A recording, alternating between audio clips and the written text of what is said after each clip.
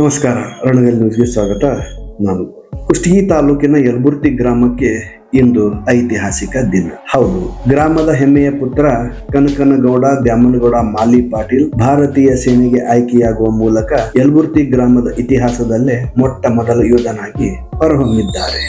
ಉಡುಪಿ ಜಿಲ್ಲೆಯ ಮಣಿಪಾಲದಲ್ಲಿ 6 ತಿಂಗಳ ಕಠಿಣ ತರಬೇತಿಯನ್ನು ಯಶಸ್ವಿಯಾಗಿ ಪೂರ್ಣಗೊಳಿಸಿ ಜೂನ್ 2ರಂದು ಯೋಧ ಕನಕನಗೌಡರು ಊರಿಗೆ ಮರಳಿದಾಗ ಗ್ರಾಮಸ್ಥರ ಸಂಭ್ರಮ ಮುಗಿಲು ಮುಟ್ಟಿತ್ತು. ಹೌದು, ಈ ಸಾಧನೆಯನ್ನು ಸ್ಮರಣೀಯವಾಗಿಸಲು ಗ್ರಾಮದಲ್ಲಿ ವಿಶೇಷ ಕಾರ್ಯಕ್ರಮವನ್ನು ಹಮ್ಮಿಕೊಳ್ಳಲಾಗಿತ್ತು. ಕನಕನಗೌಡರ ಈ ಸಾಧನೆ ಗ್ರಾಮದ ಇತರ ವಿದ್ಯಾರ್ಥಿಗಳಿಗೆ ಸ್ಫೂರ್ತಿಯಾಗಲಿ ಎನ್ನುವುದೇ ಈ ಕಾರ್ಯಕ್ರಮದ ಮುಖ್ಯ ಉದ್ದೇಶವಾಗಿತ್ತು ಎಂದು ಆಯೋಜಕರು ಅಭಿಪ್ರಾಯಪಟ್ಟಿದ್ದಾರೆ.